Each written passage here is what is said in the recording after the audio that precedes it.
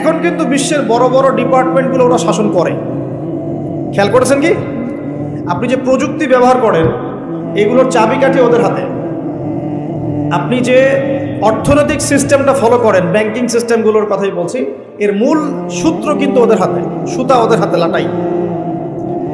Even আমরা যে political সিস্টেমগুলো ফলো করি না, এগুলোর তন্ত্রমন্ত্র ওরাই দিয়েছে। যে মিডিয়াগুলো আছে বিশ্বে বড় বড়, সব কিছু ওদের হাতে। ফাইন্যান্স বলে, ফাইন্যান্স মানে বাণিজ্য, ট্রেড, এগুলো ওদের হাতে। বিশ্বের বড় বড় সেক্টরগুলো ওরা শাসন করছে, এটা সত্য। আরেকটা মারাত্মক কথা হচ্ছে, বিশ্বকে শাসন করতে হলে কিছু অস্ত্র লাগে। কি লাগে? অস্ত্র শস্ত্র ছাড়া হবে না। একটা দেশের সাথে একটা দেশের মনে করেন খারাপ সম্পর্ক, এখন একটা দেশের কাছে আছে দাকুরাল, আরেকটার কাছে আছে পারমাণবিক অস্ত্র, কে জিতবে? যার কাছে যত ভারী অস্ত্র আছে, শক্তিশালী, তার দাপট তত বেশি। তো এইসব বড় বড় মারণাস্ত্রগুলো, যেগুলোকে আমরা বলি নিউক্লিয়ার ওয়েপেন্স অথবা বলি থার্মোনিউক্লিয়ার ওয়েপেন্স, এগুলো ওদের হাতে। মসিহ আসলে পরে তারা বিশ্ব শাসন করবে, এটা ওদের যে তালমুদ এই গ্রন্থের মধ্যে লেখা আছে। এবং তারা মনে করে যে এই দাজ্জালই হচ্ছে মসিহ, তারা মনে করে। আর আমরা জানি হাদিস থেকে এই দাজ্জাল সত্যিকারের মসিহ নয়। সত্যিকারের মসিহকে ঈসা আলাইহিস সালাম। আল্লাহ পাক ঈসা আলাইহিস সালামের হাতে এই মিথ্যা মসিহকে মেরে ফেলবেন প্যালেস্টাইনের বাবেলুদ নামক জায়গায়। কোন জায়গা? বাবেলুদ, হাদিসে বর্ণিত আছে। এবং তাকে মারার পরে নবী ঈসা আলাইহিস সালাম সেখান থেকে পুরো বিশ্বে আবারও ইসলামিক একটা খিলাফা কায়েম করবেন ইনশাআল্লাহ তাআলা। এটা হচ্ছে ইসলামের গন্তব্য, এটা হবেই। পৃথিবীর যত পরাশক্তিগুলো আছে এরা সবাই যদি ঐক্যবদ্ধ হয়ে যায় এবং এই ভবিষ্যৎবাণীটাকে মুছে ফেলতে চায়, কশ্চিনকালেও সফল হবে না ইনশাআল্লাহ। কারণ এটা বলেছেন কে?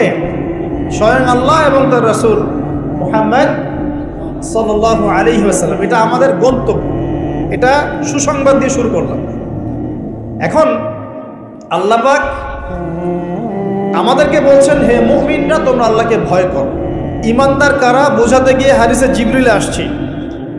জিবরাইল আলাইহিস সালাম এসেছেন, জিজ্ঞাসা করছেন ইসলাম কাকে বলে। নবীজি বলছেন আগে কালিমা, তারপরে সালাত। তো সালাতের কথা বলতে গিয়ে ওখানে চলে গিয়েছিলাম। আমরা যদি ইসলামের বিজয় দেখতে চাই তাহলে সবাইকে 5 ওয়াক্ত নামাজ পড়তে হবে। রাজি আছেন তো? আজকে থেকে 5 ওয়াক্ত নামাজ ছাড়বেন? স্পেশালি যুবক ভাই যারা আছো, তোমাদের তারুণ্য আছে, রক্তের উদ্যম আছে, তোমরা চাইলে অনেক কিছুই করতে পারো। অনেক বার্ধক্যে উপনীত হওয়া মানুষ নামাজ পড়তে চায় কিন্তু পড়তে পারে না।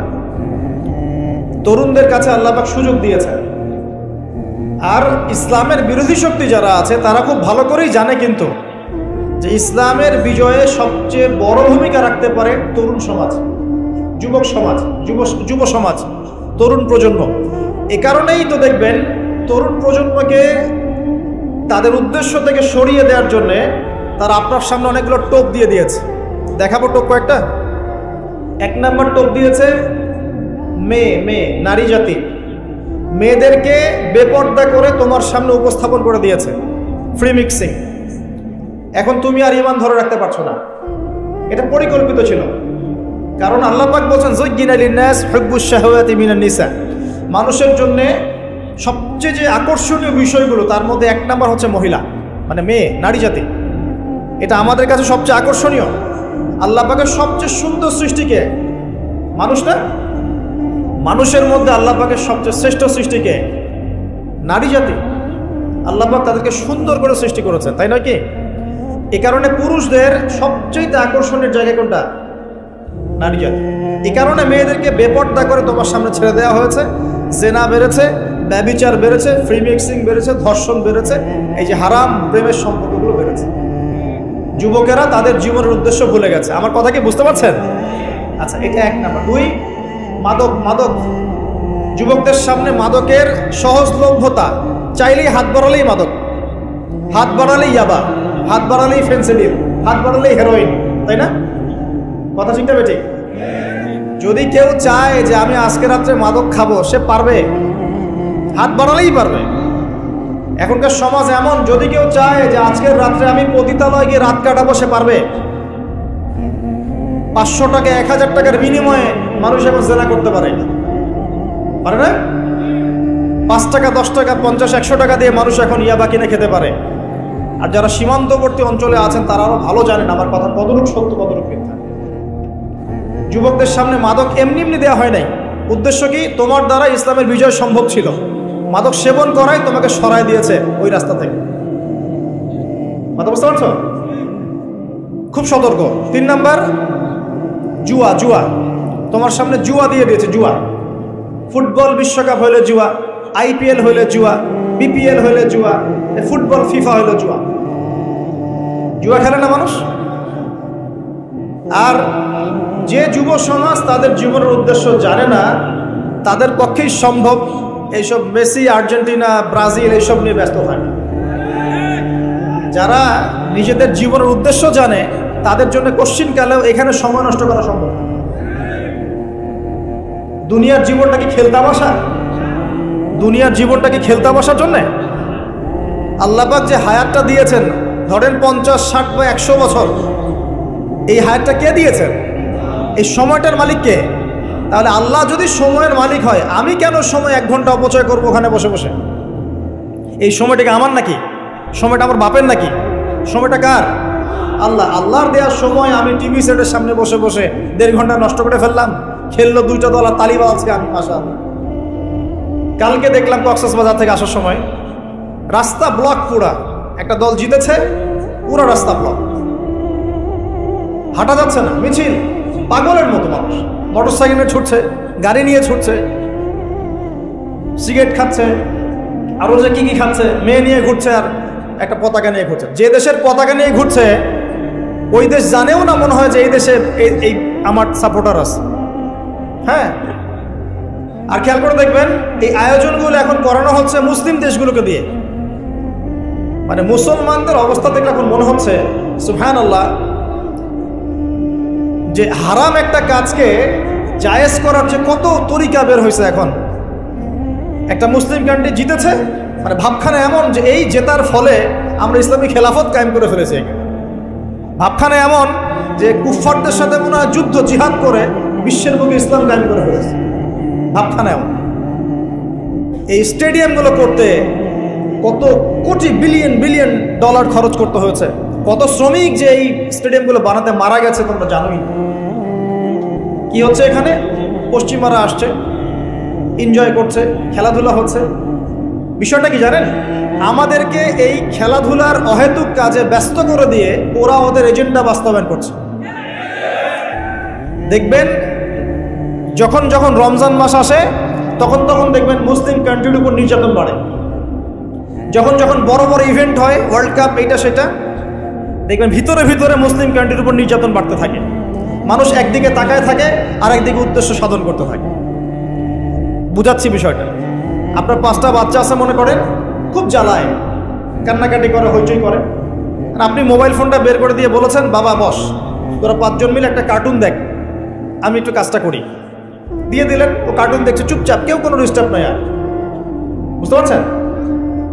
আর এই যে বাচ্চাগুলো কার্টুন দেখছে না, এগুলো হচ্ছে আমরা এখন।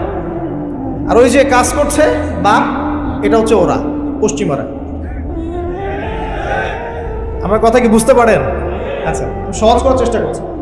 প্রিয় যুবক ভাইরা, মেয়ে তো উন্মুক্ত করে দিয়েছেই, মাদক তো দিয়েছেই, জুয়া দিয়েছে, অহেতুক এসব খেলতামাশা দিয়েছে তোমার সামনে, তোমার সময় কেড়ে নেওয়ার জন্য, তোমার হায়াত কেড়ে নেওয়ার জন্য। তোমার মূল্যবান হায়াত, যে হায়াতটাকে তুমি আল্লাহর পথে দাওয়াতের কাজে ব্যয় করবা, দিন চর্চার কাজে ব্যয় করবা, আল্লাহর ইবাদতের কাজে ব্যয় করবা, আমর বিল মারুফ নাহি আনিল মুনকারের কাজ করবা, এই সময়টা ওরা কেড়ে নিয়েছে তোমার কাছ থেকে। বুঝতে পারছো না তুমি? আবার নেশা দিয়ে তোমার ভিতরটা নষ্ট করে ফেলেছে, জেনা দিয়ে তোমার অন্তরের নূর নষ্ট করে দিয়েছে, ফ্রি মিক্সিং দিয়ে জেনা এবং তোমার যে পবিত্রতা, চারিত্রিক পবিত্রতা নষ্ট করে দিয়েছে। আরও দিয়েছে পর্নোগ্রাফি। বেশিরভাগ যুব সমাজ এখন বাসায় গিয়ে রাতের বেলা পর্ন দেখে। দেখা যায় সারাদিন ভালো কাজ করে, বাসায় গিয়ে রাতের বেলা পর্ন দেখে। পর্নোগ্রাফি দেখে না বা দেখে নাই কখনো এমন একটা ছেলে খুঁজে পাওয়া যাবে না। আর যখন আপনি এগুলোতে অভ্যস্ত হয়ে যাবেন তখন শরীর খারাপ হয়ে যাবে, মন ভালো থাকবে না, আপনি একাকী গোপন পাপ করবেন, শরীর দুর্বল হয়ে পড়বে। একটা মেয়ের দিকে আপনি সম্মানের চোখে তাকাতে পারবেন না, মনে হবে মেয়ে মানেই মনে হয় ভোগের বস্তু। পর্ণে আসক্ত যারা, তারা কোনো কাজে শান্তি পায় না, অস্থির। এমনকি তারা যদি বিয়ে শাদীও করে তবু বৈবাহিক জীবনে সুখী হতে পারে না। কেন জানেন? নিজের শক্তি ক্ষমতাগুলো আগেই নষ্ট করে ফেলেছে। এবং অনেকগুলো মেয়ে যখন আপনি দেখবেন নগ্ন, তখন আপনার স্ত্রীকে আপনার কাছে সুন্দর মনে হবে না, মনে হবে এই মেয়ের চেয়ে মনে হয় ওই মেয়েটা সুন্দর, এর চেয়ে মনে হয় ওইটা সুন্দর। আর মেয়ের প্রতি সম্মান তো থাকবেই না, মেয়েকে মনে হবে একটা ভোগের বস্তু। যত বেশি পর্নোগ্রাফি বেড়েছে তত ধর্ষণ বেড়েছে, দেখেছেন? পর্ন যত বেড়েছে ধর্ষণ তত বেড়েছে। এমনকি ছোট ছোট বাচ্চারা পর্যন্ত রেহাই পাচ্ছে না, দেখেন না? ছোট ছোট বাচ্চা, 5 বছর 10 বছরের বাচ্চারা, মেয়ে বাচ্চাদের কথা বলছি, এদেরকেও ধর্ষণ করা হচ্ছে। যাদের ঘরে কন্যা সন্তান আছে তারা খুবই এখন মানে বিপর্যয়ের মধ্যে আছেন আমরা। কারণ সমাজটা তো নষ্ট হয়ে যাচ্ছে। আপনার মেয়েকে কতদিন ঘরে রাখবেন? বাইরে তো পাঠাতেই হবে। বাইরে পাঠালে দেখবেন মেয়ের সম্মান নাই, পর্দা নাই, মেয়েকে জোর করে ধর্ষণ করা হচ্ছে। বাসে, ট্রেনে, অটোতে, অমুকে তমুকে, ট্রাকে মেয়েকে ধর্ষণ করা হচ্ছে। আর প্রত্যেক ধর্ষকের তো আর ইসলামিকভাবে বিচার হচ্ছে না, হচ্ছে? যদি একটা এলাকায় ধর্ষণ হতো আর ধর্ষককে জনসমক্ষে ডেকে ফাঁসি দেওয়া হতো না, তাহলে দেখতেন যে ওই এলাকায় ধর্ষণ বাড়তো না, কমে যেত। যদি একটা এলাকার চোরদেরকে জনসমক্ষে নিয়ে এসে হাত কেটে ফেলা হতো, তাহলে বুঝতেন চুরি কাকে বলে। ভয়ে চুরি করতে পারতো না মানুষ। আর ভাগ্য ভালো যে এই নিয়মগুলো এখন নাই। কেন ভাগ্য ভালো বললাম? ভাগ্য ভালো কেন বললাম? কারণ এই নিয়ম যদি এই মুহূর্তে চালু করা হয়, এই মুহূর্তে যে এখন এই সেকেন্ডের মধ্যে চালু করা হয়, তাহলে অনেক বড় বড় রাঘব বোয়াল যারা আছে ওদের হাত থাকবে না। কথা বুঝতে পারছেন না?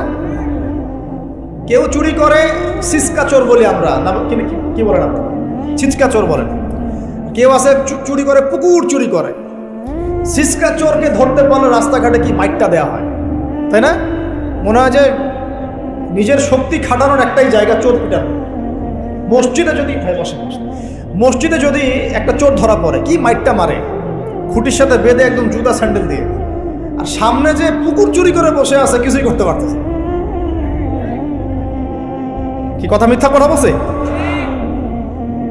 যদি একটা মুসলিম রাষ্ট্রের মধ্যে দুর্নীতি না থাকতো না, মুসলিম রাষ্ট্র বিশ্বকে নেতৃত্ব দিত ইনশাআল্লাহ। যদি কোনো মুসলিম রাষ্ট্রের মধ্যে দুর্নীতিটা না থাকতো না, তাহলে দেখতেন ওই রাষ্ট্র অবশ্যই বিশ্বকে নেতৃত্ব দিত ইনশাআল্লাহ। এমন অনেক অমুসলিম রাষ্ট্র আছে যেগুলো অমুসলিম হওয়া সত্ত্বেও ওদের মধ্যে কোনো দুর্নীতি নাই, জানেন? আল্লাহ পাক আমাদের সবাইকে পরিপূর্ণ মুসলমান হওয়ার তৌফিক দান করুন। দেখেন আল্লাহ পাক বলেছেন, উদখুলু ফিস সিলমি কাফা, তোমরা পরিপূর্ণরূপে ইসলামে প্রবেশ করো। এখন আমি যদি নামাজও পড়ি, আবার ঘুষও খাই, এদিকে রোজাও রাখি, আবার সুদও খাই, আবার এদিকে আমি হজমরাও করি, অন্যের সম্পদ আত্মসাৎ করি, মাপে কমও দেই, মজুদদারি করি ইত্যাদি, আমি কি পরিপূর্ণ মুসলিম? আমি কি উদখুলু ফিস সিলমি কাফার উপর আমল করতে পেরেছি? আর আল্লাহ পাক এখানে বলছেন, ওয়ালা তামুতুন্না ইল্লা ওয়া আনতুম মুসলিমুন, পরিপূর্ণ মুসলমান না হয়ে তোমরা মৃত্যুবরণই করিও না। করলেই সমস্যা। পরিপূর্ণ মুসলমান না হয়ে মারা গেলেই সমস্যা। কি সমস্যা? ওই যে আল্লাহ পাক বলবেন, মান রব্বুক, বলবে লা আদরি, আমি তো জানি না। কারণ পরিপূর্ণ মুসলমান হয়নি তো, আল্লাহর সাথে শিরিক করেছে। আল্লাহ পাক বলবেন, মা দীনুক, বলবে লা আদরি, আমি জানি না। মা দীনুক উত্তর কেমন করে দিতে পারবে? ইসলামের কিছু অংশ মানে, কিছু অংশ মানে না। ইসলামের কিছু অংশ মানে, নামাজ, রোজা, হজ, যাকাত, তাসবিহ, তাহলিল সবই মানে, কিন্তু সুদ ছাড়তে হবে, ঘুষ ছাড়তে হবে, জেনা করা যাবে না, মদ খাওয়া যাবে না, দুর্নীতি করা যাবে না, মানে না। তাহলে মা দীনুক কি উত্তর দিবে? মান নবিয়ুক, কে নবী? উত্তর কিভাবে সম্ভব? নবীর সুন্নতি তো নাই গায়ের উপরে, চেহারায় নাই, কাপড়ে নাই, চলাফেরায় নাই, ওঠা বসায় নাই, ইবাদতে থাকলেও অর্থনীতির মধ্যে নাই, অর্থনীতির মধ্যে থাকলেও সংস্কৃতির মধ্যে নাই, সংস্কৃতিতে থাকলেও সমাজে নাই। নবীর সুন্নত কি খালি ঘরে তসবিহ টেপার মধ্যেই? মানে আমরা খালি সুবহানাল্লাহ সুবহানাল্লাহ পড়বো, এটাই সুন্নত? দাড়ি ছেড়ে দিব, এটাই খালি সুন্নত? টাকটোর উপরে কাপড় পরবো, এটাই কি খালি সুন্নত? সমাজের মধ্যে সুন্নত নাই, অর্থনীতির মধ্যে সুন্নত নাই, ব্যবসা বাণিজ্যের সুন্নত নাই, চাকরি বাকরিতে সুন্নত নাই, পরিবারের সুন্নত নাই, সংস্কৃতির মধ্যে সুন্নত নাই, আর রাষ্ট্রের কথা বললাম না, ওটা বাদ দেন, ওটা এই যুগে সম্ভব না। ইল্লা মাশা আল্লাহ, যদি আল্লাহ পাক না চান। ওইদিকে আমি কথাই বলতে যাচ্ছি না, আমি সমাজ পর্যন্তই আছি, এর উপর যাচ্ছি। তো প্রিয় ভাইয়েরা, যুবক ভাইদের কথা বলে আমি সামনে যাব। 1 নাম্বার কি বলেছি, তোমরা সতর্ক থাকবে মেয়ে থেকে। কি থেকে? মেয়ে থেকে 100 হাত দূরে। 100 হাত মানে আমি বলি, পরামর্শ দেই, আমি তোমাদের ভাইয়ের মতো, ছোট হই আর বড় হই, আর আমাকে এইসব আল্লামা শায়েখ এইসব বলার দরকার নাই।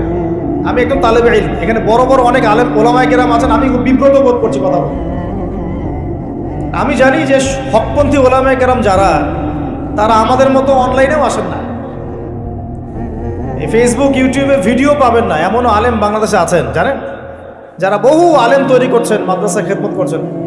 তো তাদের সামনে আমাদেরকে যখন এইভাবে টাইটেল দেন, লজ্জা লাগে, বিব্রত বোধ করি।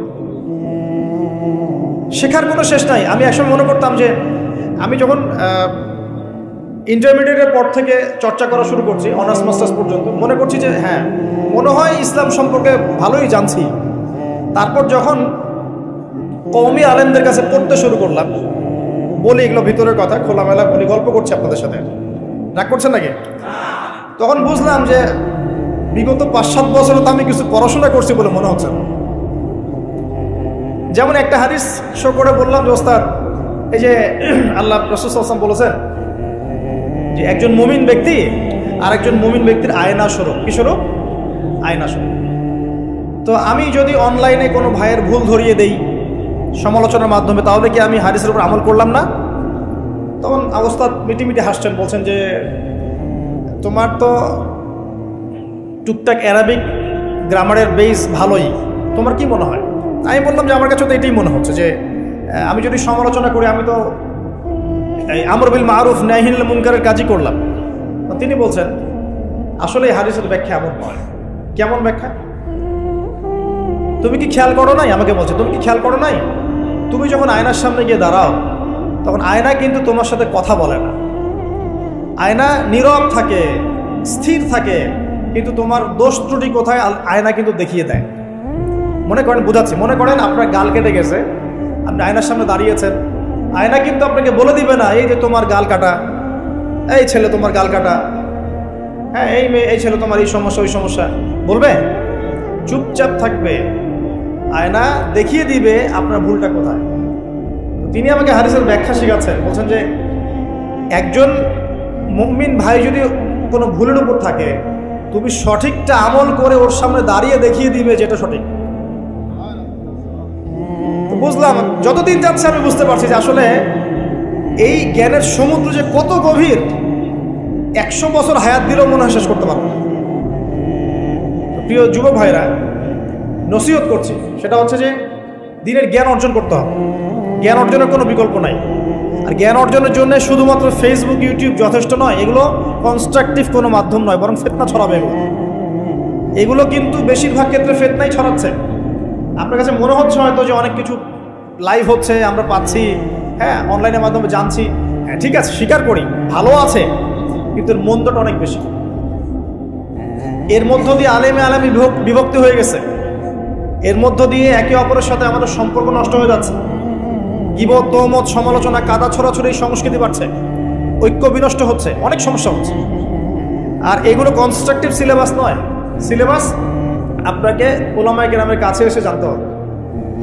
আমি বলছি 1 নাম্বার কোরআন থাকবে, আপনাদের জেনারেলদের জন্য বলছি, কারণ আপনাদের জন্য এটা এত সহজ হবে না। মাদ্রাসা যারা পড়া শুরু করেছেন ছোটবেলা থেকে, তাদের জন্য সহজ, আপনাদের জন্য এত সহজ নয়। সিলেবাসগুলো পড়তে হবে আগে। পবিত্র কোরআনের বিশুদ্ধ তেলাওয়াত শিখতেই হবে, এবং প্রত্যেক দিন চেষ্টা করবেন 1 পৃষ্ঠা 2 পৃষ্ঠা, আধা পারা 1 পারা করে তেলাওয়াত করার জন্য। তেলাওয়াতের কোনো বিকল্প নাই, প্রত্যেক হরফে 10 নেকি পাবেন ইনশাআল্লাহ।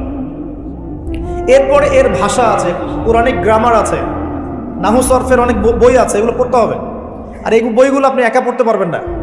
এই বইগুলো পড়তে হলে ওস্তাদ লাগবেই।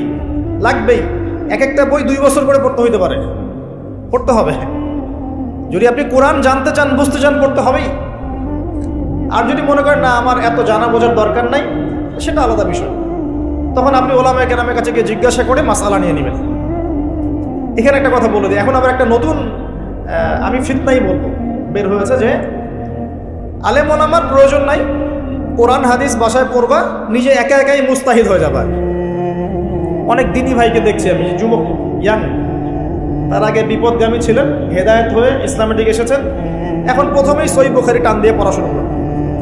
কে বললো আপনাকে প্রথমে সহিহ বুখারী পড়তে? আপনি কি এক লাভ দিয়ে এই মেডিকেল সায়েন্সের বই পড়তে যাবেন? এত কঠিন কঠিন বই আগে কেন? এই বইগুলো পড়তে ওলামায়ে কেরামে 15-20 বছর সময় লাগে। 15-20 বছর সময় লাগে। 15 বছর বেশি বলে ফেলছে মনে হয়। আমাদের মতো হলে 20 বছর লাগবে। কঠিন বই আগে না, আগে সহজ বইগুলো পড়তে হতো। তো ভাবখানা তখন দেখা যায় এমন, কয়েকটা হাদিসের কিতাব পড়ে, কোরআনের কিছু অনুবাদ পড়ে, আলেম ওলামার আর দরকার নাই, কোনো মাযহাবেরও দরকার নাই, আমি নিজে একাই মুস্তাহিদ। এটা একটা ফিতনা চলছে। তো আমি বুঝাচ্ছি আপনাকে, একটা মাসআলা ধরেন আপনার সামনে আসলো, মনে করেন ওই যে আমি পেপার মানি নিয়ে কথা বলেছিলাম না, কাগজের টাকা, এরপর আসছে ক্রিপ্টোকারেন্সি। কি আসছে? নাম শোনেন নাই? ইলেকট্রনিক মানি তো চলে আসছে, যে ইলেকট্রনিক মানি দিয়ে আপনারা লেনদেন করছেন না, এরপরে আসবে ক্রিপ্টোকারেন্সি। ক্রিপ্টোকারেন্সি মানে বিটকয়েন। এগুলো ভবিষ্যৎবাণী না, কিন্তু কিছু মানুষ মনে করে এগুলো ভবিষ্যৎবাণী। এগুলো ভবিষ্যৎবাণী না, এগুলো বর্তমান। অলরেডি পৃথিবীর কিছু কিছু দেশে চলে আসছে, হয়তো বা এদেশেও অচিরে আসবে। তো মনে করেন এখন আপনি একজন সাধারণ মানুষ, ক্রিপ্টোকারেন্সি কী জিনিস আপনি বোঝেন না। এখন আপনি একজন আলেমের কাছে আসলেন, এসে বললেন যে হুজুর, ক্রিপ্টোকারেন্সি কী জিনিস আমি বুঝি না, এটা হালাল না হারাম, জায়েজ না জায়েজ, কতটুকু রাখা যাবে রাখা যাবে না, মাসআলা দেন। এখন আমি যদি আপনাকে বলি, এই যে ভাই নেন কোরআন, এই যে তাফসীর ইবনে কাসির নেন, জালালাইন নেন, মারিফুল কোরআন নেন, এই যে বুখারী, মুসলিম, তিরমিজি, আবু দাউদ, নাসাই, সবগুলো নেন, বাসায় গিয়ে পড়াশোনা করে মাসআলা বের করেন, পারবেন? সম্ভব? সম্ভব কি? কে পারবে? যিনি মুস্তাহিদ। আর একটা সমাজের মধ্যে মুস্তাহিদ মানুষের সংখ্যা কতজন থাকে? অল্প কিছু। বেশিরভাগ মানুষই তো অন্ধ অনুকরণ তাকলিদ করতে হবে তাকে। তখন এই যে আপনি আমার কাছ থেকে মাসআলাটা জানলেন, এই মাসআলা জেনে নেওয়াটা কি আপনার জন্য উচিত না অনুচিত? আপনার এই মাসআলা জেনে নেওয়াটা কি উচিত না অনুচিত? এই মাসআলা আমার কাছে বা আলেমের কাছে না জানলে কিভাবে শিখবেন আপনি? শেখার জন্য আপনাকে আসতে হবে না? এটাই মাযহাব, এটাই মাযহাব। এখানে বিভ্রান্তির কোনো সুযোগ নাই যে আমি এগুলা মানি না, আমি খালি বইপত্র একা একা পড়বো, আলেম হয়ে যাবে, সম্ভব না। যখন আমরা কলেজে পড়তাম অনেক সময় মনে হতো যে হয়তো বা সম্ভব, যখন পড়া শুরু করেছি তখন দেখছি যে না, এই সমুদ্রে ডুব দেওয়া কেবল শুরু, এর তলানে খুঁজে বের করতে 100 বছর লাগবে মনে হয়। আল্লাহ ভালো জানে, আল্লাহু আকবার, সম্ভব না। আরেকটা বিষয় বলে দেই, যখন আপনি জ্ঞানের চর্চায় মাঠে নামবেন, আল্লাহ পাক আপনার সম্মানার্থে ফেরেশতার পাখা আপনার পায়ের নিচে বিছিয়ে দিবেন। আর যখন আপনি জ্ঞান চর্চা করে আলেম হবেন ইনশাআল্লাহ তাআলা, আপনার জন্যে আসমান জমিনের সমস্ত মাখলুক, এমনকি সমুদ্রের নিচের মাছ, গর্তের ভিতরের পিপিলিকা, সবাই আল্লাহর কাছে আপনার জন্য ইস্তেগফার করবে ইনশাআল্লাহ। একটা হাদিসে নবীজি বলেছেন যে আকাশের চাঁদটাকে তোমরা যেমন দেখো উজ্জ্বল অন্য নক্ষত্রগুলোর তুলনায়, ঠিক তেমনি সাধারণ মানুষের উপরে একজন আলেমের মর্যাদা এমন। তো প্রিয় ভাইয়েরা, যুবক ভাইদেরকে বলছে, স্পেশালি আজকের লেকচারটা স্পেশালি তোমাদের জন্যই, যে এই ফাঁদগুলো থেকে বেঁচে থাকবে এবং এলেম অর্জন করবে। এলেম অর্জনের কোনো বিকল্প নাই, এবং এলেম অর্জনের জন্য সিলেবাস লাগবে। আর অনেক বইপত্র একা একা পড়তে পারবে না, আলেম ওলামাদের সংস্পর্শ লাগবেই, অন্যথায় পারবে না। এর পাশাপাশি আপনি সিরাতের বই পড়বেন, ইতিহাস পড়বেন, ইসলামিক অর্থনীতি পড়বেন, হ্যাঁ, ভূরাজনৈতিক প্রেক্ষাপটের বইগুলো পড়বেন, এগুলো ঠিক আছে। এবং জেনারেল লাইনে যেখানে পড়াশোনা করছেন, এই পড়াশোনাও কন্টিনিউ করবেন, এবং আপনার প্রতিভা দিয়ে আপনার জায়গা থেকে ইসলামের খেদমত করবেন ইনশাআল্লাহ। পারা যাবে না? আল্লাহ তৌফিক দান করুন। যুবক ভাইদের সামনে এই ফাঁদ। কেন ফাঁদ? কারণ যুবক ভাইরা যদি জীবনের উদ্দেশ্য জেনে ফেলে এবং ইসলাম প্রতিষ্ঠার কাজে আত্মনিয়োগ করে, তাহলে কুফার শক্তি পালানোর জায়গা খুঁজে পাবে না ইনশাআল্লাহ। প্রিয় ভাইরা, আল্লাহ রাব্বুল আলামিন বলছেন মুমিনদেরকে, হে মুমিনরা, তোমরা আল্লাহকে ভয় করো। দেখুন, 6টা পিলারে বিশ্বাস না করা পর্যন্ত কেউ মুমিন হয় না। কয়টা পিলার? 1 নাম্বার হচ্ছে আল্লাহর প্রতি বিশ্বাস, 1 নাম্বার। আল্লাহর প্রতি বিশ্বাস, 2 ফেরেশতা মণ্ডলীর প্রতি বিশ্বাস, 3 আসমানি কিতাব সমূহে বিশ্বাস, 4 নবী রসুলগণের প্রতি বিশ্বাস, 5 পরকালের প্রতি বিশ্বাস এবং 6 তাকদীরের ভালো মন্দের প্রতি বিশ্বাস। এই 6টা পিলারকে মনে বিশ্বাস করতে হয়, মুখে স্বীকৃতি দেওয়া লাগে এবং কাজেও বাস্তবায়ন করতে হয়, তারপর আপনি মুমিন হবেন ইনশাআল্লাহ। আল্লাহ পাক বলছেন আমাদেরকে, এই মুমিনদেরকে তোমরা আল্লাহকে ভয় করো, ভয় করার মতো ভয় করো। এটার ব্যাখ্যা কি? ভয় করা মানে কি? শুধু নেক আমল করা মানেই আল্লাহকে ভয় করা নয়। আল্লাহ পাকের যত নিষেধ আছে এই নিষেধগুলো ছেড়ে দেওয়ার নাম হলো আল্লাহকে ভয়। যদি আমি নামাজ পড়ি প্রমাণিত হবে না যে আমি আল্লাহকে ভয় করি। হারাম ছেড়ে নামাজ পড়েন, হালাল খেয়ে নামাজ পড়েন, প্রমাণ হবে আপনি আল্লাহকে ভয় করেন। নামাজ পড়াটা একটু সহজ কাজ, কিন্তু এই হারাম রিজিক ছেড়ে দেয় এত সহজ কাজ না। রোজা রাখা সহজ কাজ তুলনামূলক, কিন্তু সুদ ঘুষ ছেড়ে দেওয়া এত সহজ কাজ নয়। তাসবিহ তাহলিল করা সহজ কাজ, কোরআন তেলাওয়াত করাও সহজ কাজ তুলনামূলক, কিন্তু ওই বোনের সম্পত্তি তাকে ফিরিয়ে দেওয়া এত সহজ নয়। অন্য মুসলিম ভাইয়ের মান সম্মান রক্ষা করা এত সহজ নয়। পরিবারে পর্দা এবং নামাজ কায়েম করা এত সহজ নয়। এবং এই সুদ ঘুষ দুর্নীতি অন্যের সম্পদ আত্মসাৎ থেকে বের হয়ে আসা এত সহজ নয়। তাকওয়া মানে কি? পরিপূর্ণরূপে ইসলামে প্রবেশ করা, আল্লাহ পাকের যাবতীয় হুকুম আহকাম মেনে চলা, আদেশও এবং নিষেধ। আল্লাহ পাক বলেন শেষে ওয়ালা তামুতুনা ইল্লা ওয়া আনতুম মুসলিমুন। একজন নবীর কথা খালি বলবো, বিশৃঙ্খলা করেন না, একটু ধৈর্যের সাথে বসেন। আমরা খুব লম্বা আলোচনা করবো না, একটু বসেন, শেষ করে দিচ্ছি আস্তে আস্তে। আর যদি কারো কোনো প্রশ্ন থেকে থাকে এইভাবে চিরকুট আকারে আমাদের এখানে নিতে পারে ইনশাআল্লাহ। মুসলিম না হয়ে মৃত্যুবরণ করো না। আল্লাহ পাকের কালাম পবিত্র কোরআনের মধ্যে সূরা হজ নামে একটা সূরা আছে। এখানে আল্লাহ পাক সূরা হজের মধ্যে ইব্রাহিম আলাইহিস সালামের কথা বলছেন যে হুয়া সাম্মাকুমুল মুসলিমিন। ইব্রাহিম আলাইহিস সালাম সেই নবী যিনি তোমাদের নাম মুসলিম দিয়েছেন। কি দিয়েছেন? আচ্ছা, ইব্রাহিম আলাইহিস সালামের 2টা ঘটনা বলবো খালি। আমি আপনাকে ইসলাম দেখাচ্ছি কি জিনিস। দেখুন, তার স্ত্রীকে আল্লাহ পাক বলছেন রেখে আসো, হাজেরা আলাইহিস সালামকে রেখে আসো মক্কার কাবা ঘরের কাছে, যেখানে কোনো মানুষ নাই, কোনো খাবার পানি কিচ্ছু নাই, সাথে ছোট সন্তান ইসমাইল।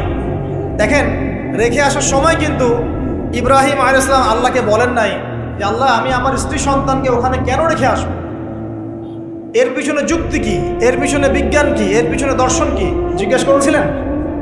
আল্লাহ পাক বলেছেন সামি'না আতা'না। সন্তান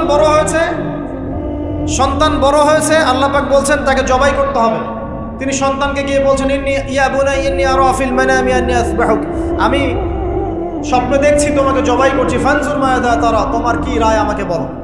সন্তান বলছে এবার ইয়া আবাতি, হে আমার আব্বা, ইফআল মা তু'মার, আপনাকে যে আদেশ করা হয়েছে সে আদেশ আপনি পালন করেন।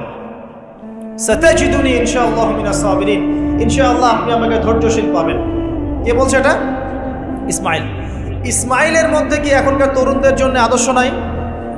যে বয়সে ইসমাইল আলাইহিস সালাম বলছেন আব্বা আমাকে জবাই করে দেন, কোনো সমস্যা নাই, ইনশাআল্লাহ আপনি আমাকে ধৈর্যশীল পাবেন, ওই বয়সের আমাদের তরুণ প্রজন্ম, টিকটক প্রজন্ম, ওই বয়সে আমাদের তরুণ প্রজন্ম যে কিশোর গ্যাংয়ে যোগ দিয়েছে, জেনা করেছে, মাদক খাচ্ছে, জুয়া খেলছে, এই যে জার্সি গাইতে ঘুরে বেড়াচ্ছে। দেখেন, এই ওয়াজে আসার সময় দেখলাম যে কিছু ছেলে দাঁড়িয়ে আছে ওখানে। কি হচ্ছে ওখানে দাঁড়ায়? বক্তা এখন আসে নাই, সিগারেটের প্যাকেট থেকে সিগারেট বের করে টান দিচ্ছে। বক্তা তো এখন আসে, টান দিয়ে যায়, তারপর বসে। মাদক বলতে কি বোঝো তোমরা? খালি গাঁজা, ইয়াবা, ফেন্সিডিলি মাদক? সিগারেটটা মাদক না? এই জর্দা খাই, এটা কি মাদক না? এগুলো মাদকের মধ্যে পড়ে, এগুলো ফ্যাশন হয়ে গেছে এখন। আল্লাহ পাক তোমাদেরকে এগুলো থেকে হেফাজত করুন। আমি